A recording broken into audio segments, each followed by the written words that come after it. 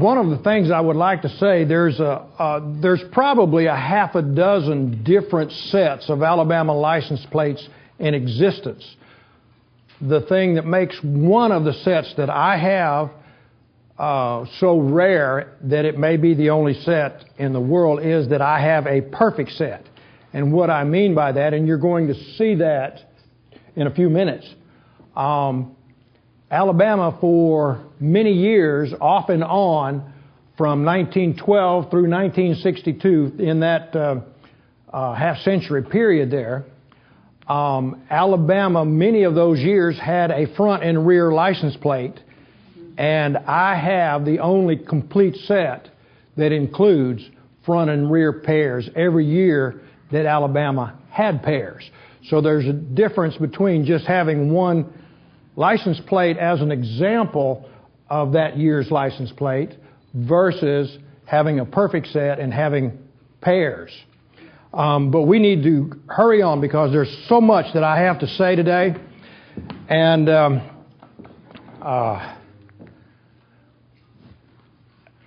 the automobile, the first automobile of petroleum. Now, automobiles are a four-wheel or three-wheel conveyance, goes back to the 17th century.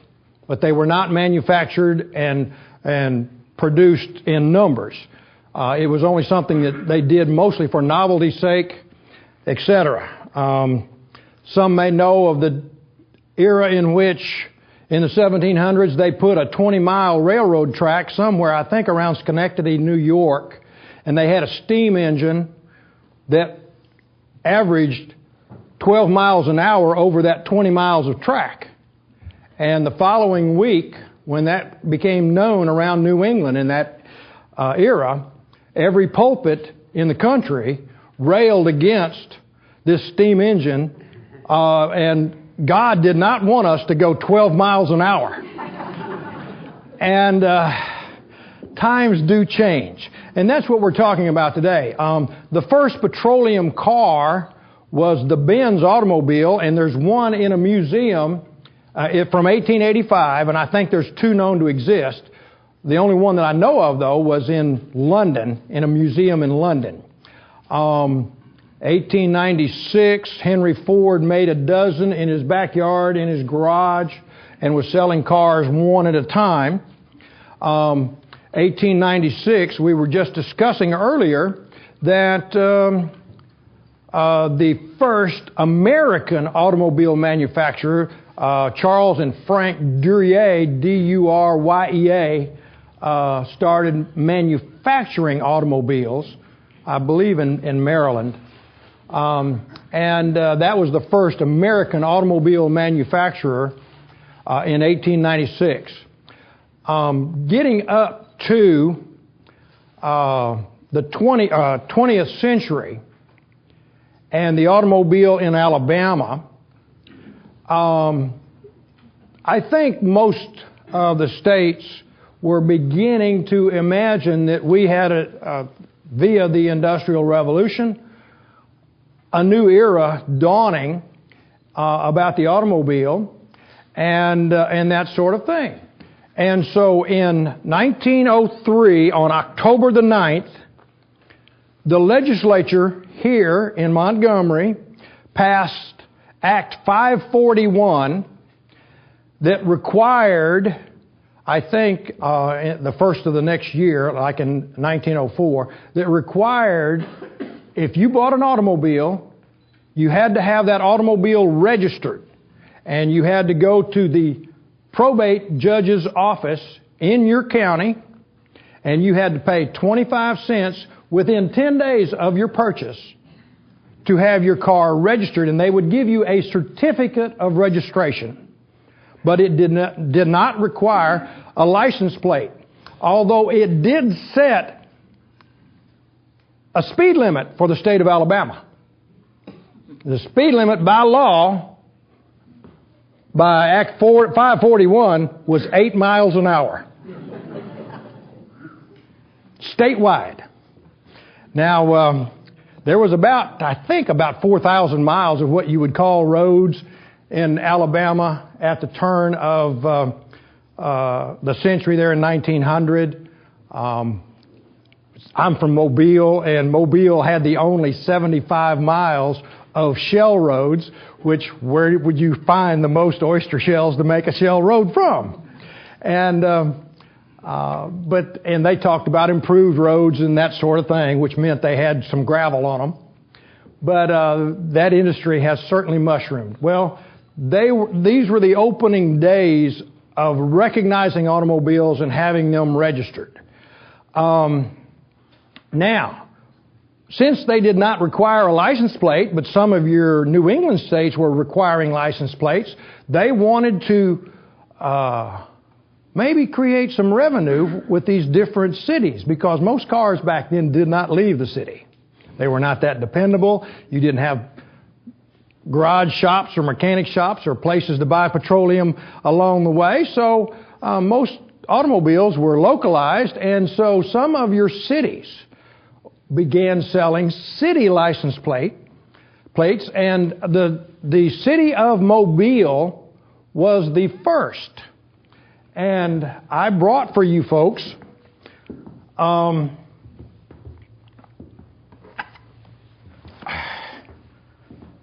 this is a complete set, and there's probably a half a dozen of these sets around as well. But the city of Mobile, on February the 15th, 1905, required that you have that you pay $2 and to the at the judge's office, and they would give you a license number. And the way the Mobile ordinance read, and I have a copy here, and I don't think it's on the internet. I had to go down to the city archives in Mobile to get this. But the way it read was you had to display this number. When you gave them the $2, you had to display this number in 5-inch high letters on a black background.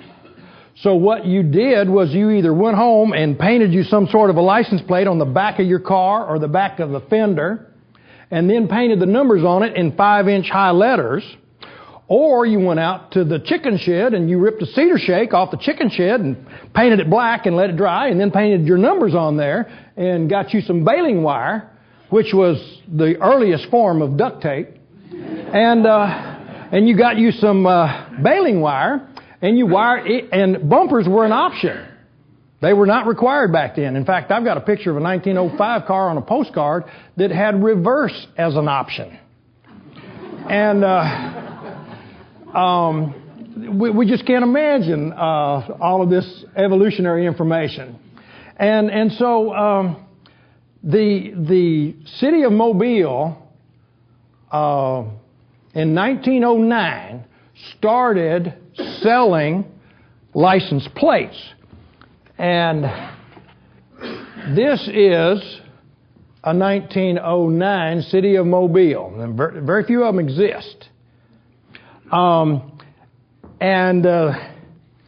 Incidentally, when Alabama started issuing license plates, the way the statute read then, or the act, was that they were to be in contrasting colors. In only 1 year do I know that they violated their own rule. But in Mobile, this should have been contrasting more, but that's rather difficult to see. But we've also got to remember there was probably only about 165 of these issued. And the archives in Mobile, they lost 2 years of ledgers. And so this is the only ledger that they had was 1909. And this license plate, 237, was sold on July the 26th, 1909 to A.D. Davis. And he lived on Government Street in Mobile. It was a gas vehicle, and he paid $7.50. In the legislature, or in the ledger book, where they paid $7.50 when the year before they paid $2 for a registration number or a tag number that they were to paint on their car, the city of Mobile was in an uproar. And when they would go down to pay their $7.50 and they would get their license plate, that was made by the Baltimore Enamel and Novelty Company and ordered by the city, half of the people, and I saw the ledger, half of the people, when they got their receipt, they turned the ledger book around that kept the stub that went to the city fathers in their council meetings and stuff like that. And half of the people wrote at the bottom of their receipt, right under their name, paid in protest. Because they didn't like going from $2 a year to $7.50. Now, something else, we were talking just before the program started about vanity tags. I have been told, I have never seen, and I've never seen the picture that people say they thought they saw of a 1908 Mobile pre-state plate. Now, what I think may have happened, you've got to think about that era, and if you owned a car in that era, it was a rather sound suggestion that you had a dollar bill in your pocket. And I'm inclined to think that if there was, I would think there was somebody that was probably rather rich, and they found out that they could maybe order for $20 up in Baltimore, Maryland, a license plate of their own that had their number on it. So you may have had some vanity plates in that era. I have never seen one. I do not think the city of Mobile issued a 1908 license plate, but you will see all kinds of references that Mobile was the first city. And they did beat Birmingham to the ordinance, but they did not issue license plates for the city of Mobile in 1908. And if you do very much research, you're going to see that reference on occasion, but it is not true. And then they did that for 1910 and 11. Then in 1911, on April the 22nd of 1911, the state changed and came out with a new ordinance that said that starting in 1912, starting in October the 1st of 1911, but it was a 1912 license plate, and it still goes pretty much that way today, just like automobiles. The next year's automobile comes out on October the 1st of every year. And Alabama for a few years did change that, but they've gone back to it, I believe. And anyway, this was the 1903, and you can get that off the internet. I just wanted to show you, and my daughter and I'm an insurance agent in Mobile, and incidentally, I have some license plates up here that are free, and some calendars, and a little book that I wrote, and a bumper sticker, and anything you find on this chair, take you a copy if you want. But my daughter and I, about 10 years ago, were on television for my little museum. And I had a guy about a week later call me up and he said, well, didn't I hear you say you thought you had the only complete set of Mobile County license plates in the state? And I said, well, yes, sir, I think I do. And he said, well, I think I've got a set. And I said, well, tell me about it. He did not have a set. He had something a whole lot better. It ended up that this is a garage that this about 1940 Buick is parked in front of, owned by an incredibly wealthy family. Old Mobile money. And I can tell you the story. And it took the family 100 years to sell the 400 pieces of property that the man had that when he died in 1904.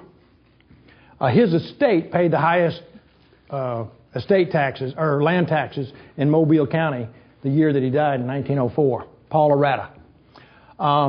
But see that license plate on the back of that car? I've got both of those tags off of that car, the front and the rear tag. And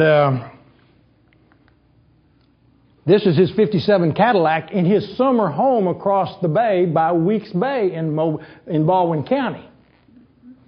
And I've got that license plate right there. All in a part of the set. His first car, Leslie Weimer Moore, bought his first car in 1922, and when he replaced his license plate, he just had a shelf there in the garage, and he put them in that shelf, and at one point he started nailing them to the rafters because he was running out of space on the shelf. And I have this family's entire set of license plates from 1922 through the year 2002. And it's one of the rarest, if not the rarest, personal license plate collection that I know of. Now, looking at Alabama here, and the Act 634 on April the 22nd, 1911, they mandate that the state is going to be issuing its own license plate as of October the 1st. They also, I don't know why they did it, but they raised the speed limit in Alabama. And they went from 8 miles an hour, and I have even seen that misquoted. There are some people that say it was 7, but I looked it up. It is 8 miles an hour. And they raised it in 1911 as of October the 1st to 30 miles an hour. And now, this is one of the things that makes my perfect set incredibly rare. This display case, the white on blue up there is the 1912, and there's about, now I've heard some people say they've discovered some more, but there's about, the last time I looked at what records they have, and the License Plate Collectors Association does keep up with this sort of thing. But about 5 years ago, there was about 30 of these license plates known to exist. Still exist. And I know of 4 other license plates, or 2 pairs, but they're all owned by 4 different people. Now, like I was telling you, most people, they consider a complete set as having one example from each year. And that's a good thing.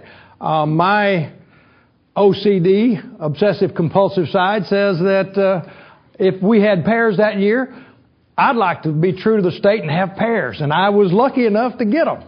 So I've got the only complete set of pairs for every year that Alabama had pairs. And they had pairs in the 4 porcelain years of 1912, the black on orange 13, the black on white 14, and the white on green 15. Very rare. And I feel privileged. And here is 1916. And notice this was like the 4 porcelain years. You have no date on them. You only knew by the color what year it was. And notice the one at the top here, that is 1916. And that license plate is the rarest of the embossed metal license plates, because I have been told this. I've not seen this in writing, but I've been told that the state of Alabama, and maybe the people they contracted with, I don't know, maybe they wanted this to be returned, because I've heard that there are so few of the 16 plates that drive the value of them way up. I've heard of people paying as much as $5,000 for that one license plate, because there's so few of them. And it doesn't have the year. That was the first year of the embossed metal, and the only year of the embossed metal plates that did not have the year on it. Because if you look just below that, that's a 1917. The one below it, 1918 and 1919. Now, I have these, and I also have some also preserved, painted to preserve them, because, and I hope to give a set to the license department so that they could maybe put them around the license department on the wall and not take up any space, but have them there for all Alabamians to see that are going into that department. And But I'm not afraid of painting them because I'm not looking for value as much as I am trying to preserve this side of our Alabama history. And there's two that I have had repainted. Now, remember I said in the Leslie Weimer Moore, that personal collection that I have, if you'll notice, you've got a letter here on this license plate, and you've got the word private. For 5 years, your personal license plates in Alabama, 22 through 26, said the word private on there.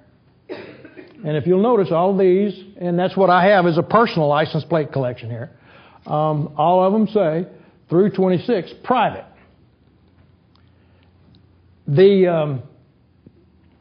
This also was the first year that they put letters on the license plates, and those letters denoted the size of the motor, how many horsepower, how powerful it was, and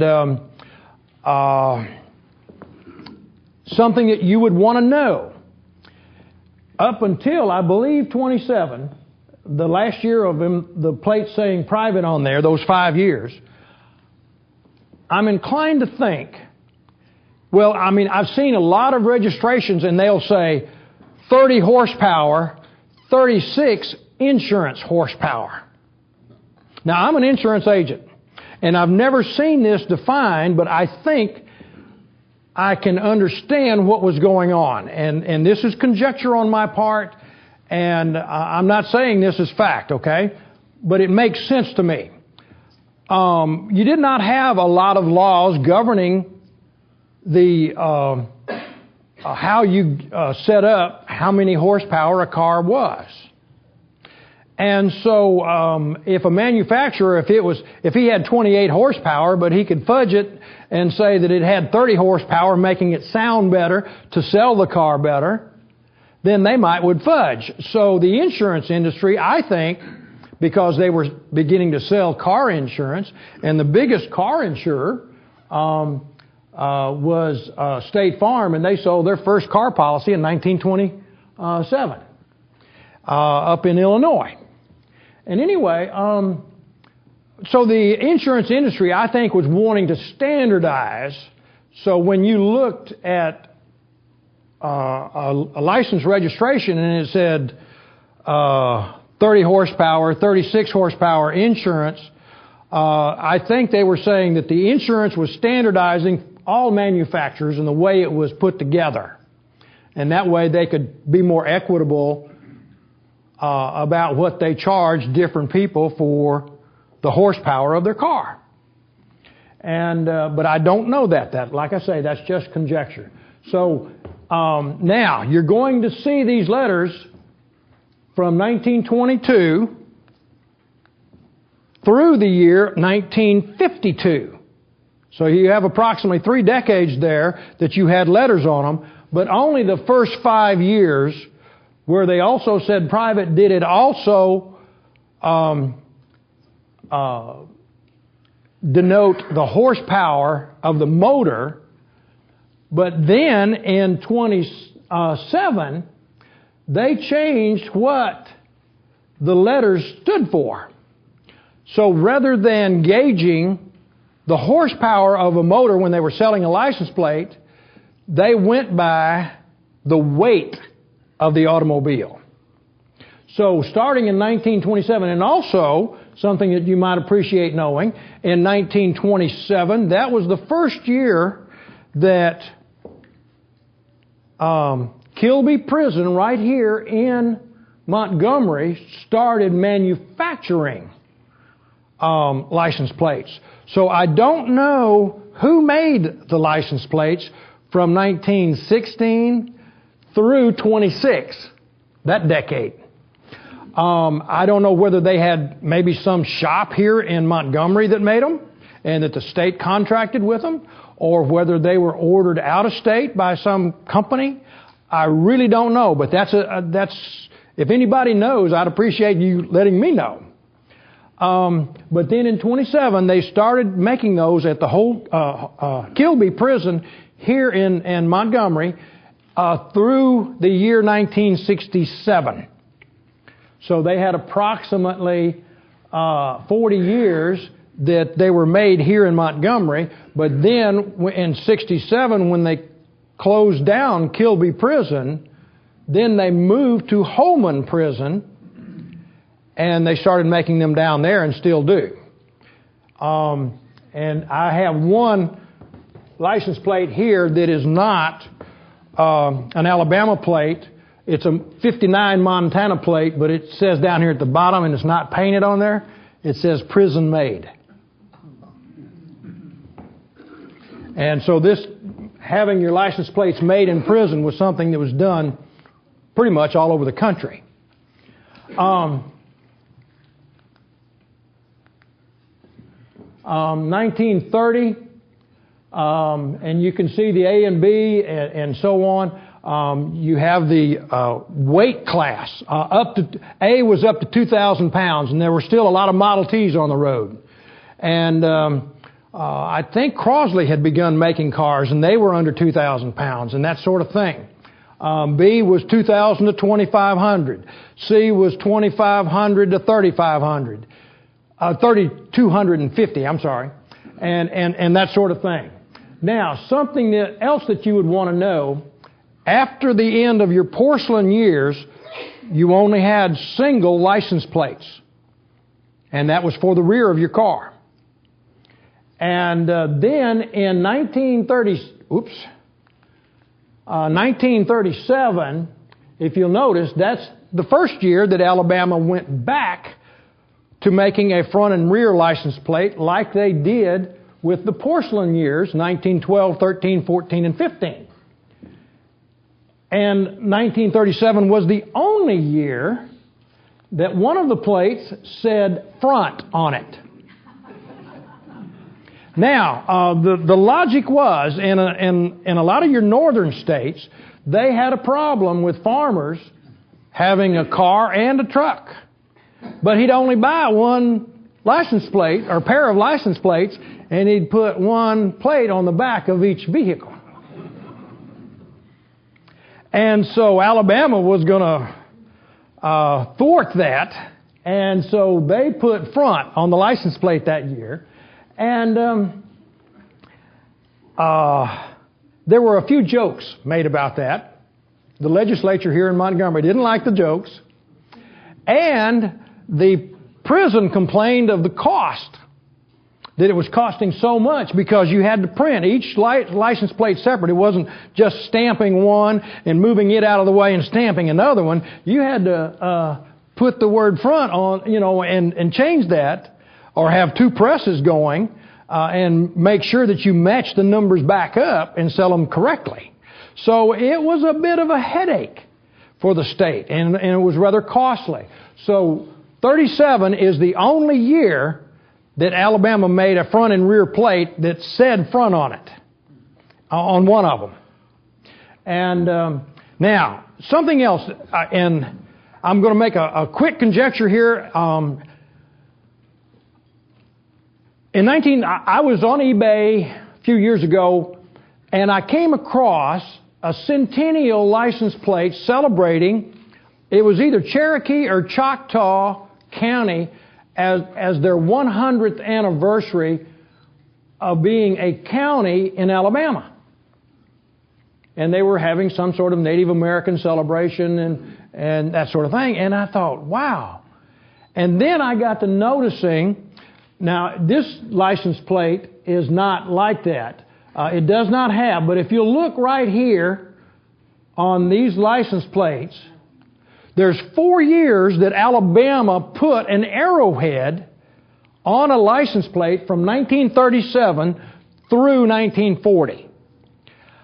I just wonder if some of the powers that be in Cherokee or Choctaw County called up the license people and said, look, we want you to celebrate Native American history here in Alabama. Now, I don't know that. This is just conjecture on my part. But for some reason, the following year, and if they were too late to get it on a 36 tag the year of their centennial, then it would have come out in 37.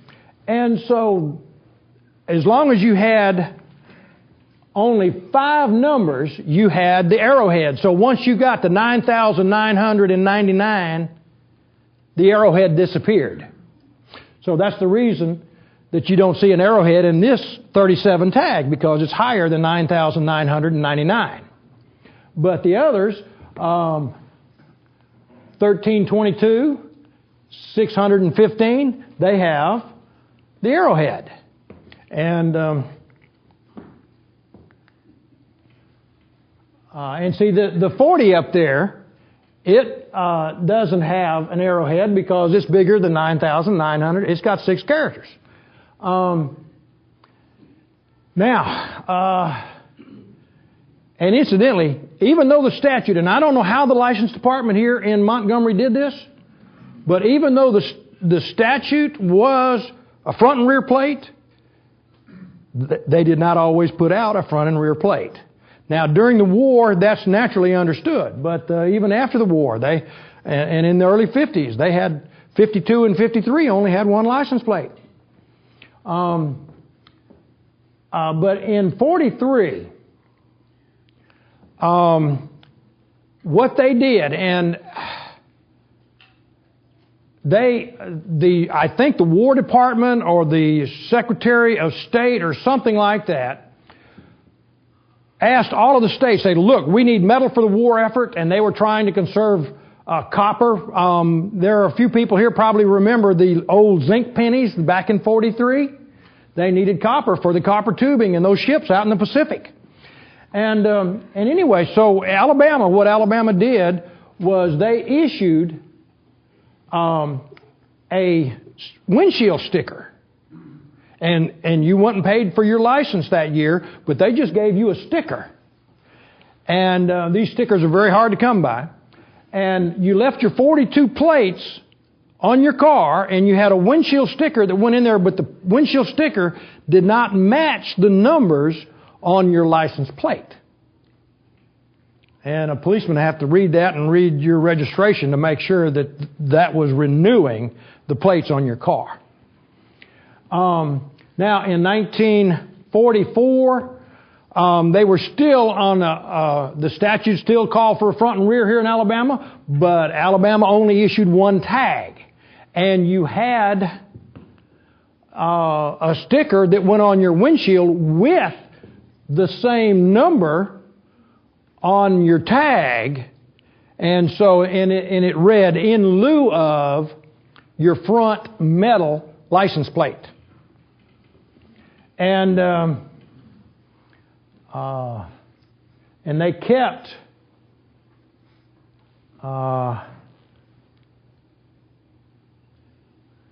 and incidentally, we need to right here in 42. 42 was the first year that they began county designations. We have 67 counties. And incidentally, you may know some license plate collectors that have some license plates from County 68.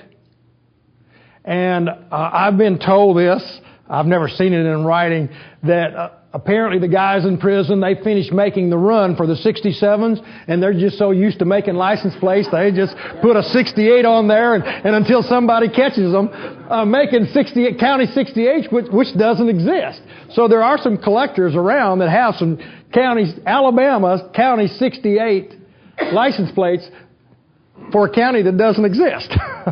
But 42 was the first year of the county designations.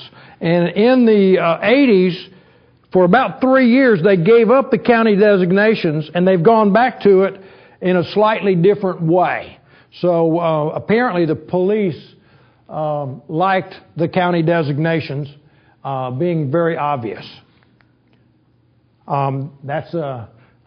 Those stickers that are still in existence, they're very delicate. I don't think I've ever even taken that one out of that sleeve that it's in. That's the reason it's that way. I have some incredible history I would love to talk to you folks about the 1950 license plates in Alabama, and I think it shows our wonderful loyalty to our great country. And I'll summarize it very quickly. Late in 1950, when the 51 tags were already printed, you had Senator Eugene McCarthy from California announced during the Cold War, there's over 200 card-carrying communists in the upper levels of the U.S. government, and he even intimated that Dwight Eisenhower was possibly one of them. And so I think, this is just a conjecture on my part, and I wish we had someone from the license department that could give me some knowledge as to whether or not my conjecture here has any validity at all. But they couldn't afford 3 colors on license plates back then. But during the Cold War, I think that with this tag already being printed whenever Eugene McCarthy made his famous anti-communist statements, the state of Alabama, I think, was trying to salute and say, we're great Americans here and we love our country because red, white, and blue, you've got 2 of those colors that they used 3 years in a row. And I just wonder if the license department was trying to say, we Alabamians are loyal Americans. I don't know that. But now, let me add to this one more. Look up here. In 1957, during the Cold War, what happened? Remember Sputnik? I even saw it. It was 100 miles up, but you could see it going over. In the daytime, the sunlight would shine on it, and you could see it going over in the daylight as well as night. Same thing. Look at this. Blue and white again. Blue and white. And the 1960 tag was blue on, or white on blue. And that's just conjecture on my part, but I think Alabama was trying to say we are loyal Americans. But now, 1955, first year for a slogan on Alabama license plate, Heart of Dixie. First and only year of the big heart. This is considered the most collectible for the average collector of the embossed license plates. And there's a lot of them available, but they're kind of expensive because they are so collectible. You had, when they were doing this, incidentally, back in 42, they gave Jefferson County 1, Mobile County 2, and Montgomery 3, and then from then on it was all alphabetical and the county designations for the license plates. The reason they did that is because they felt like the 3 largest counties that had the most automobiles, that you had more room left on the other side for more automobile registrations in county that were going to be getting more, like Jefferson County and Mobile County. So that's the reason they only had 1 digit of space to take up on the license plate. So it wasn't only just prestige, but it was a fact of numbers as to the reason why that Jefferson 1, Mobile 2, and Montgomery 3. And incidentally, Governor Folsom, in about 58 or 9, since we put the slogan on there, he wanted to put "Y'all come" on there, but he was voted down. Minor little tidbit of Alabama history there. And if you'll notice, remember I was saying that this perfect set that I'm showing you the pictures of here, every year they had pairs. I have the pairs, and '62 was the last year of Alabama pears. And from '63 on, they're all single year. And most collectors stop at year 76 because that's the last of your one-year tags. 77 was when they went to the 5-year tag, and in 78 they came out with the first sticker for renewal. And incidentally, if y'all have any questions or anything to add, I'm trying to live with time constraints here. I've got a lot I could say about Alabama sample license plates, but we don't have the time. In 1926, I think the U.S. government was requiring, because this was back in the heart of the Roaring '20s and the results of the 19th Amendment and bootleggers in every state, and they were trying to outrun the police, and they would change license plates on their cars and trucks, and the police were getting frustrated because these vehicles were so far ahead that a lot of times they couldn't even tell what state the license plate was, much less the numbers on it. So I think the feds required all states, not just Alabama, but all states, to share samples of their tags with all other states, so that if a state trooper was trying to catch a bootlegger and he couldn't do it, but he did get the color of the license plate, the next time he went back to the office, he could call the state license department and say, look, I saw a red and white license plate, white letters on a red background, and what state would that be? And they'd say, well, there's 2 states like that, Nevada and Maryland. And so he would get some idea as to where that license plate came from. Maybe in early stages of investigating that bootlegger. So, and then people began collecting these, because there was usually, each state made around 100 to 150 of these license plates that were samples. And a lot of times they would go to every state capital, to their license department.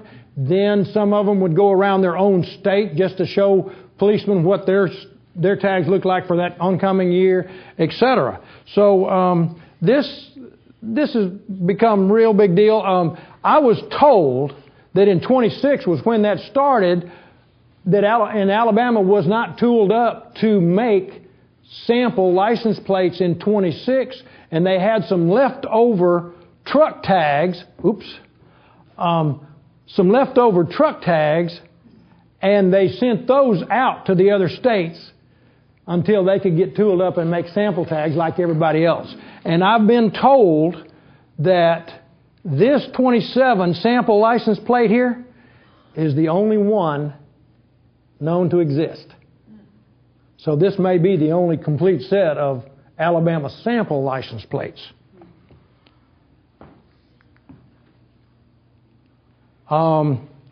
Now, let me do this. I've already shown you about the only year they had the big heart. On the sample license plates, you've got 1 digit for 1 through 9 for the sample, and they may have sent out another one, I don't know, that had 2 zeros to show that they had 2 characters. Some license plates had 2 characters like this one. And I thought you'd get a kick out of that. One other thing that I want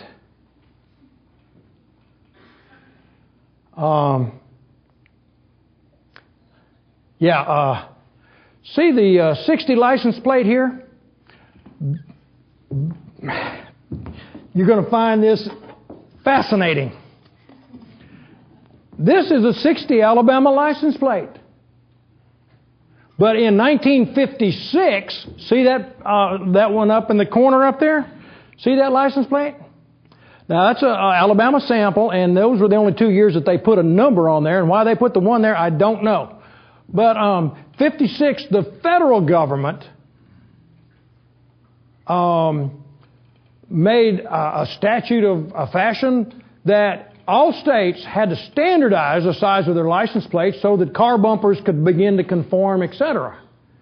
And so it was 6 inches tall and 12 inches wide. So every state, and I've seen people from here in Alabama say that Alabama chose to make a 6 by 12 license plate in 1956. I don't think Alabama or any other state had a choice because every state in 1956 went to that size license plate.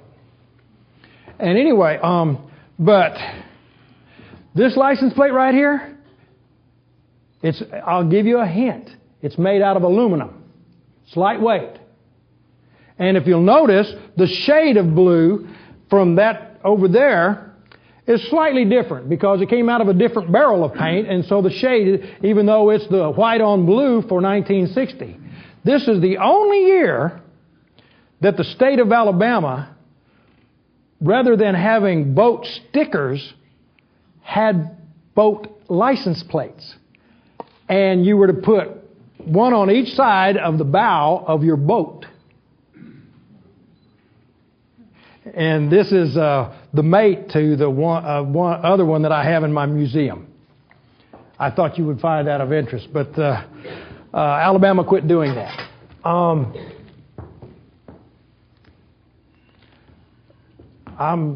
Somebody here want to tell me real quick what this is? Lost or replaced tag, yes. If somebody stole your tag off your car, you would get one of these. Okay? This one, the state troopers didn't like. What is this? That's a replacement. Pardon? That's a replacement also. No. This is, yes sir. Well, Canada runs out of car tag numbers. That's exactly correct. This is a short run tag. And like if Wilcox County had ordered 4,000 tags, and they were getting within a month of being the end of tax time or tag time, and they only had 42 left, and they knew they were going to sell another 400 or 500, they would have to call Montgomery and order some short run tags because the presses had already started making them for the next year. So these are short runs, and the reason state troopers didn't like them is because if they saw an 80, it could come from any county in Alabama. It did not tell you which county it came from. And so it's a short run for any county. That'd be the same for the 72, wouldn't it? Yes. They wouldn't know either. Yeah, it was, I don't know when they first started doing that exactly, but it was in that era. What is this, gang? Real quick. I did this for my grandchildren. My granddaughter and my grandson. What? All the states. Yeah, but let me tell you this. Do you see the frame here? This is about 4 feet squares. So what are these? These license plates are 1/4 the size. Motorcycle? Nope. These are Wheaties license plates for bicycles. They came in a Wheaties box, one at a time. This is a complete set, very rare. And if you'll notice, every one of these is 1953. That is, and for my grandkids, I wanted this to be a learning experience for them. So this is all 48 states in 1953. Alaska and Hawaii were not states yet. And the state capitals. This is the Washington, D.C. tag. And this is an order blank that came in that Wheaties box if you wanted to order you some more. And you could, I think, send it like $1, and you could get 13, they would mail you 13 license plates, and a lot of kids, I guess, would probably try to save those. It took me a couple of years to put all this together. But I did it for my grandchildren and that sort of thing. So So this would have been before, 53 would have been before the standardized size for the tags? Well, yes, if you're exact, that's an excellent observation there, because the best example there is look at Tennessee. That's exactly the way the state of Tennessee tag was in 53. It was the shape of the state. And each one of those, I mean, some of them are long, some of them are short. That's the way the tags were, and those are all a quarter scale. And I think it's some cute history. And they did this in 54 as well. Now, some other manufacturers started in 1936 putting out bicycle license plates like this. And there were several different ones. It was generally over and done with in the early 70s. I've got a few Alabama tags from other eras. I've got about 4 different years. I've got 53, 54, and like 67 and 71 or 2 or something like that. Well, what kind of Alabama tags have the IC in the front? One would be, now they made a mistake there because the C, remember, disappeared in 52. So they made a mistake there on the bicycle tags. But that should have been 1 for Jefferson County. And they did that all the way through here. But they were not above making mistakes.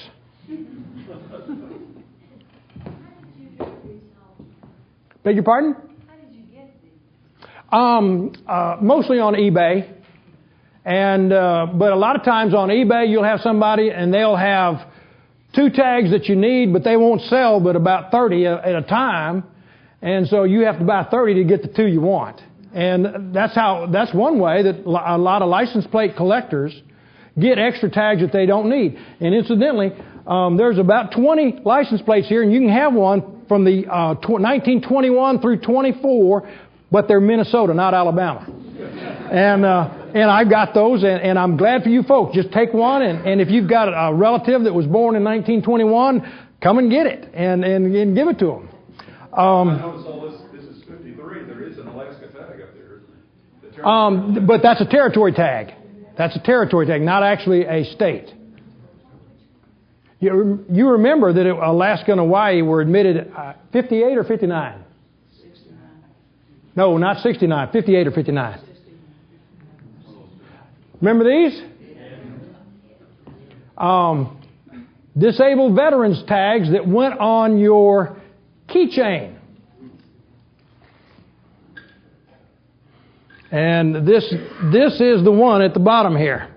What happened here is during World War II, disabled veterans needed a way to raise money to help their veterans, their fellow veterans, and they went to every county seat in the country and they got the name and address of the people and their tag number, and they would print this up and mail this to you. And naturally, there would be a little envelope in there for you to make a little donation to the DAV.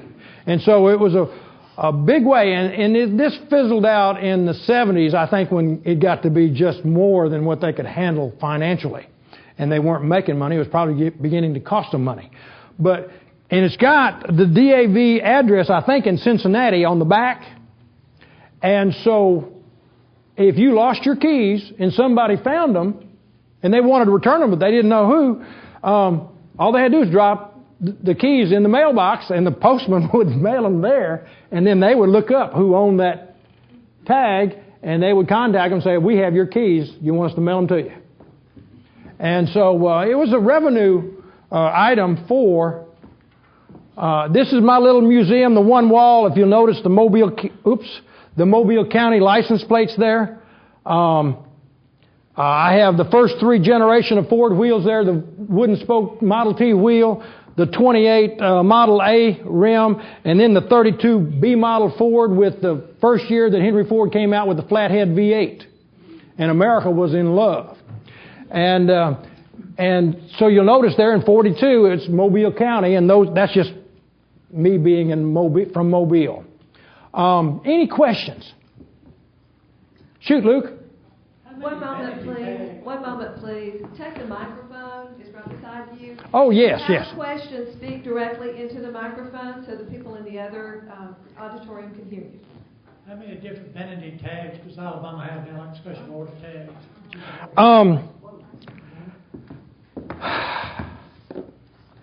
I don't know. Vanity tag is a one of a kind, and so you pay that $100 to say what you want to say.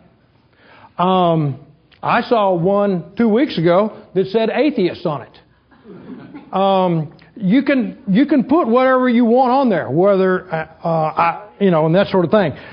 I have a theory here. Now remember, I was talking about if you ordered a one-of-a-kind license plate in 1908 from Mobile for your car, even though Mobile didn't offer a plate that year until the following year, that would have been a vanity plate. So that Leslie Weimer Moore in the picture of his Buick and his 57 Cadillac, I brought these, and I don't know that you can see them, but this is the 30s. And I did not know that the city of Mobile had a brake inspection department. But remember that 1903 Act 541 that we saw at the beginning, and then later the Act 634 in 1911? Both of those acts were very specific about saying an automobile needed to stop, because Alabama was mostly rural, and you had your free range law up until about 20 years ago. And if you had an accident with a farm animal, it was your fault. And a lot of people don't remember that, but that was because Alabama was so rural. And that's one of the things that makes Alabama license plates very collectible and a little more expensive than the average, because it was a rural state. It wasn't like your industrialized Northeast, where you had a lot of cars and a lot of license plates. That drives the value of them down. But when you get smaller numbers, the price on antiques go up. And Alabama's got some of the most expensive porcelain plates there is. And most states have porcelain plates. But, and I brought these 30s because it was here when I got the Leslie Weimer Moore estate tags from 1922 through 2002 that it had attached to there, and you can come up and see this, brake inspection stickers that were required by the city of Mobile. And the city of Mobile did that for 6 years, from 1930 through 36. And if you were a taxi cab driver, you'd have to pay your tax and get your tag to drill holes on your license plate and attach your saying that you were able to carry passengers for hire. And they did that for all sorts of things. Thank you, Mr. Sloan. Mr. Sloan will be here for a few minutes. If you have more questions for him and would like to talk with him about the license plate, you can see the examples on the table here, and he has some freebies for you. Thank you so much for coming. Thank you. Thank you. Where's your museum in Mobile? On Schillinger Road near the airport. Oh, okay. Let me get a picture of you holding up a couple of plates. What's your oldest plate? The oldest plate that I own would probably be this one right here. Can you hold? I'm gonna get a picture if you hold that up.